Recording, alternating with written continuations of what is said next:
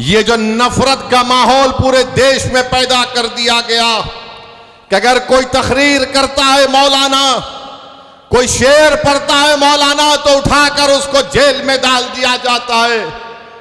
मैं पूछना चाहता हूं गुजरात की सरकार से कि तुमने एक मौलाना को पकड़कर मुंबई से पकड़कर गुजरात लेकर गए, मगर वही गुजरात में कई ऐसे वीडियो हैं जहां पर ये जालिम लोग वीडियो में आकर कहते हैं कि मसदुद्दीन ओवैसी को गोली मार देंगे, इसकी जबान को काट लेंगे, इसकी सर को काट देंगे, मगर उनको कोई हाथ नहीं लगाया जाता। मगर कोई एक शेर पढ़ देता है तो उस अशार के गलत माने निकालकर मुंबई से मौलाना को लेकर चले जाते हैं। 3-3 मुकदमे उन पर बुक कर दिए जाते हैं। मगर हम बीजेपी के लोगों से कहना चाह रहे हैं, तुम क्या कर सकते? तुम सिर्फ जानी तो ले सकते हो ना, तुम जानी तो ले सकते हो और क्या कर सकते हो? अगर मेरे मुकद्दर में जो लिखा अल्लाह ने लिख दिया वो तो पूरा होकर रहेगा, मगर जब तक हम जिंदा रहेंगे हम बातिल को बातिल कहेंगे, हम बातिल से समझौता नहीं करेंगे, हम बातिल को खुश करने के लिए अपनी पॉलिसी को लचकदार नहीं बनाएंगे। हमारा काम यह है मेरे अजीज दोस्तों और बुजुर्गों कि हम हक को कामयाब करें और हक की कामयाबी का राज आपका इत्तेहाद है। याद रखिए, कब तक आप सेकुलरिज्म के नाम पर ठगे जाएंगे? कब तक आप सेकुलरिज्म के नाम पर इनको वोट देंगे और वो बीजेपी को बिहार में सत्ता देंगे? मैंने 2015 में भी कहा था तुमसे, मगर तुमने मेरी बात का यकीन नहीं किया। मैंने 2019-20 में भी कहा था, मगर आपने मेरी बात को नहीं समझा। कम से कम अब तो समझ जाओ। याद रखो, तुम अपने मुकद्दर के फैसले कर सकते हो। तुम में इतनी ताकत है कि मुस्तकबिल में तुम्हारे हक में जो फैसले लिए जाएंगे तुम खुद उसको कर सकोगे। अगर आज आप मुत्तहिद होकर अपने वोट का इस्तेमाल नहीं करेंगे तो नुकसान आपका होगा, नुकसान सीमांचल की गरीब जनता का होगा। ये आवाज को उठना चाहिए मेरे अजीज दोस्तों और बुजुर्गों। आप देखते हैं कि भारत की पार्लियामेंट में हर मसले के ऊपर मजलिस इत्तेहादुल मुस्लिमीन के अरकान पार्लिमान अपनी आवाज को उठाते हैं। किशनगंज में अलीगढ़ मुस्लिम यूनिवर्सिटी का मसला मजलिस के एमपी उठाते हैं। मसाजिद का मसला 500-600 साल की मेहरौली की मस्जिद को शहीद कर दिया गया। क्या आपके किशनगंज के कांग्रेस के एमपी ने मुंह खोला? नहीं बोल सके। किसने बोला? मजलिस इत्तेहादुल मुस्लिमीन ने उसकी आवाज उठाई। आप देखते हैं बिल्किस बानो का मसला हुआ, किसने पार्लियामेंट में उसका मसला उठाया? मजलिस ने उसको आवाज उठाई इंसाफ के लिए। तो मेरे अजीज दोस्तों और बुजुर्गों, मेरी आपसे सिर्फ यही अपील है कि आने वाले लोकसभा के चुनाव में आप मुत्तहदा तौर पर एक अच्छा फैसला लीजिए। हम भी नहीं चाहते कि बिहार में बीजेपी और नीतीश कुमार के एमपी कामयाब हो जाएं। हम तो शुरू से कोशिश कर रहे हैं रोकने की, मगर जो लोग आपका वोट लेकर मोदी के गोद में बैठकर चाय पीती है, कभी आप इनसे भी तो पूछो कि तुमने हमारा वोट लेकर तुमने कैसे बीजेपी को सत्ता दे दी बिहार में। मेरे अजीज दोस्तों और बुजुर्गों, आप देख रहे हैं कि कैसे किस तरीके से कभी हमारी मसाजिद को निशाना बनाया जाता है, कभी शरीयत ने मदाखलत की बात की जाती है। उत्तराखंड में यूनिफॉर्म सिविल कोड का एक नाम से एक बिल ला लिया गया, वो यूनिफॉर्म तो है ही नहीं। अब नहीं मालूम नीतीश कुमार क्या करने वाले हैं। बीजेपी के साथ मिलकर बैठे हैं। यहां पर फसाद हुआ था 1 साल पहले, 100 साला मदरसे को जला दिया गया। मैं तुमसे पुकार कर कह रहा था, कहां है वो सेकुलरिज्म के दावे करने वाले? कहां है तेजस्वी यादव? जब 100 साल के मदरसे को जला दिया गया, कोई आवाज नहीं उठी। एक 12 साल के बच्चे को सीवान में पकड़कर उसको 8 दिन जेल में डाल दिया गया, किसी ने आवाज नहीं उठाई। मैं कह रहा था, पुकार रहा था। मेरे भाई याद रखो, अगर तुम्हारे लिए कोई लड़ने वाला नहीं होगा तो जुल्म जारी रहेगा। हमारे वतन अजीज की हकीकत यही है कि जब तक तुम्हारी आवाज नहीं होगी तुम्हारा कोई पुरसाने हाल नहीं हो सकता है। जब तक तुम्हारा नेता नहीं होगा कोई तुम्हारा काम नहीं कर सकेगा।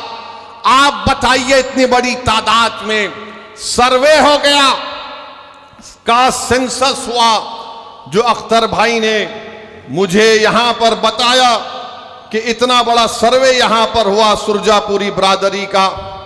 अख्तर भाई ने बताया कि सुरजापुरी बिरादरी 24 लाख है और उनको नौकरी मिलनी चाहिए 38,000 के करीब, और उनको नौकरी मिली सिर्फ 15,350। क्या सुरजापुरी भाइयों ने कि फिर फैसला कर लेंगे कि तुम इनको वोट दोगे? सोचो आपको मैं बुरा लगता हूं ना इनकी मेरी बात बुरी लगती है, तो ये तो गवर्नमेंट कह रही है, ये मैंने अपने घर से बनाकर नहीं लाया हूं, ये बिहार सरकार का डेटा आदादोशुमार है। हमारे शेरशाहवादी भाई जिनकी आबादी 13 लाख है, उनको नौकरी मिलनी चाहिए 20,421 और नौकरी उनको मिली सिर्फ 5,734। मैं हमारे गयूर शेरशाहवादी भाइयों से पूछना चाह रहा हूं, तुम किसको अपना जिम्मेदार खड़ा करते हो? मेरे भाई कुलैया भाइयों की आबादी 12 लाख है, उनको नौकरी मिलनी चाहिए 12,904 और नौकरी मिली 6,750। अब कौन क्या करोगे तुम? ये जो दल्लाल फिरते हैं हमारी कौम के दल्लाल, अरे दल्लालों अभी तो अपना मुंह काला करके घर में बैठ जाओ। बरसों से धोखा दिया गया है, बरसों से धोखा दिया गया। ये मैं नहीं कह रहा हूं, बिहार सरकार कह रही है। सुरजापुरी बिरादरी को नौकरी नहीं मिलेगी तो सेकुलरिज्म की कामयाबी है। शेरशाहवादी को नौकरी नहीं मिलेगी तो क्या मोदी को रोका जा रहा है? कुलैया बिरादरी को हिस्सा नहीं मिल रहा है मगर तेजस्वी मुख्यमंत्री बनेगा? अरे शर्म करो, अपने बाप का नाम मिटिया मिलीत मत करो। अगर अभी भी तुम्हारे दिलों में जो धोखा देकर चले गए, अगर तुम्हारे दिलों में गीरत बरकरार है तो सोचो कि किससे धोखा हो रहा है। और तुम्हारा मगर राज किसी और का हो रहा है। कितना वोट लिया सुरजापुरी भाइयों का, कुलैया भाइयों का, शेरशाहवादी भाइयों का, और क्या मिलता है? कुछ नहीं मिलता, सिर्फ वादे मिलते हैं। और चुनाव आएगा तो बोलेंगे सेकुलरिज्म को जिंदा रखो। सेकुलरिज्म को जिंदा रखने का मतलब यह है कि या तो तेजस्वी को मुख्यमंत्री बना दो या नीतीश को बना दो और तुम घर में जाकर रोज अपनी तबाही और बर्बादी के नजारों को देखते रहो। चुनाव आएगा तो बोलेंगे वैसी वोट काटने आया है, इसको वोट मत दो। तो इसका मतलब यह है कि सीमांचल में नाइंसाफी जारी रहे, लाखों एकड़ जमीन पानी के बहाव में कट जाए, किसानों को उनका हक ना मिले, हमारे बच्चे और बच्चियों को स्कूल और कॉलेज ना मिले। मेरे भाई, ये सच्चाई आपको बयान कर रहा हूं, इसीलिए तो सब के सब हम पर गाली लगाते हैं, हम पर इल्जाम लगाते हैं। मैं सच्चाई को तुम्हारे सामने बयान कर रहा हूं। मैं पोआखाली की जनता से और बहादुरगंज की जनता से अपील करने आया हूं, ठाकुरगंज की जनता से अपील करने आया हूं कि आप अख्तरुल ईमान को मजबूत करिए। जब मैं ये कह रहा हूं, सुनिए, मैं ये नहीं कह रहा हूं कि अख्तरुल ईमान की जात को मजबूत करो, मैं तुमसे नहीं कह रहा हूं कि ओवैसी को मजबूत करो, मैं ये कह रहा हूं कि अपने आप को मजबूत करो। और मजबूती कैसे होगी? जब आप अपने वोट का सही इस्तेमाल करेंगे। आप देख नहीं रहे कि कितने बड़े बड़े नेता कांग्रेस के बीजेपी में चले गए। महाराष्ट्र का मुख्यमंत्री रहा अशोक राव बीजेपी में चला गया। बोलो उसके बारे में, बी टीम नहीं बोलते उसको।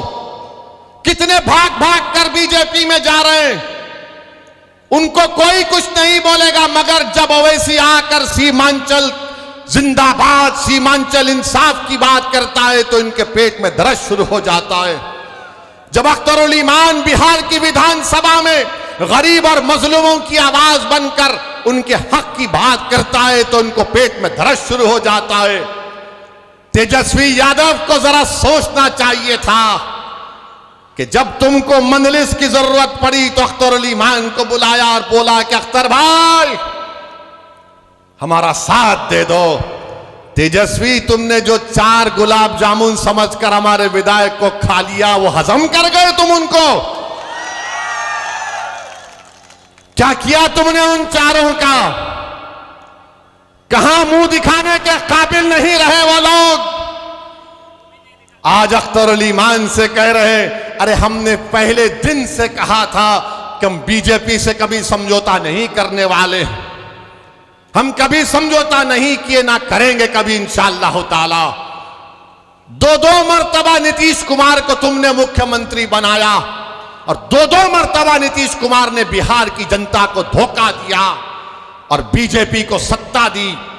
मगर बताओ इनकी जबानें बंद हैं, जबानें बंद हैं, कुछ नहीं कहते। मगर मेरे अजीज दोस्तों और बुजुर्गों, हम आपसे सिर्फ यही अपील करने आए हैं कि आने वाले लोकसभा के चुनाव में नरेंद्र मोदी के 370 का वो जो दावा कर रहे हैं उसको रोकने के लिए, सेकुलरिज्म को हकीकी कामयाबी दिलाने के लिए, सीमांचल में इंसाफ की लड़ाई लड़ने के लिए, बिहार के गरीब और मजलूमों के ताकतवर आवाज को पार्लियामेंट में पहुंचाने के लिए, वतन अजीज के गरीब और मजलूम अकलियतों की एक आवाज को बिहार से पार्लियामेंट तक भिजाने के लिए हम आपसे ये अपील करने आए हैं, गुजारिश करने आए हैं कि आप